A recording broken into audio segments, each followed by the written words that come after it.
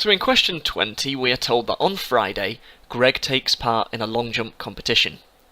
He has to jump at least 7.5 metres to qualify for the final on the Saturday. He has up to 3 jumps to qualify. If he jumps at least 7.5 metres, he does not jump again on the Friday. Each time Greg jumps, the probability that he jumps at least 0.5 metres is 0.8. We assume that each jump is independent. What we mean by that is, if Greg knew the outcome of his first jump, it's not going to affect his chance of success in the second and third jumps, etc. In part A, we are asked to complete the tree diagram. So I've started it off with the first jump, second jump and third jump. Now notice, he either qualifies, i.e. jumps at least 7.5 metres, or he doesn't. If he qualifies, that's it, done. He doesn't need to do anything else, so it just stops there. If he doesn't qualify, he gets another chance. In which case he might qualify and stop, he's done. Or he doesn't qualify.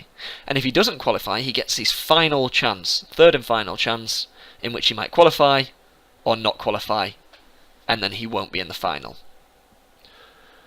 So let's complete the diagram. So if the probability on the first jump of him qualifying is 0.8, then the probability of not qualifying is 0.2. Remember, probabilities add to 1.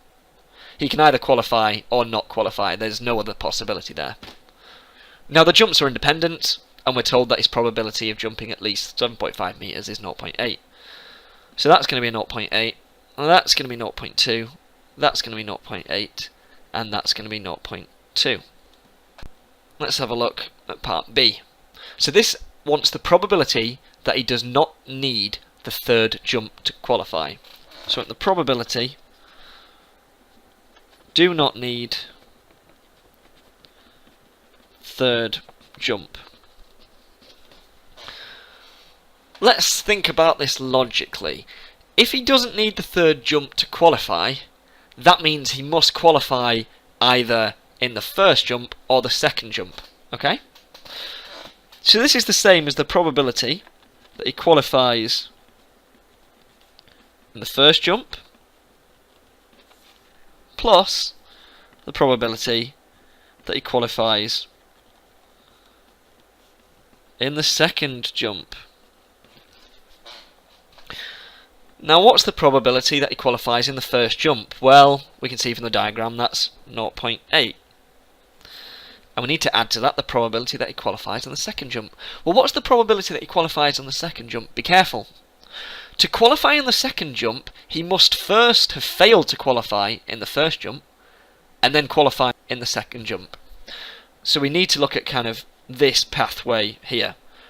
Doesn't qualify, and then qualifies.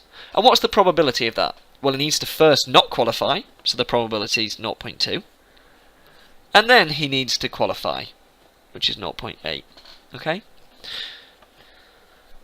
So we need to add these up. We're going to get 0.8, and we need to add to that 0.16. And if we do that, we're going to get 0.96. So that's the answer.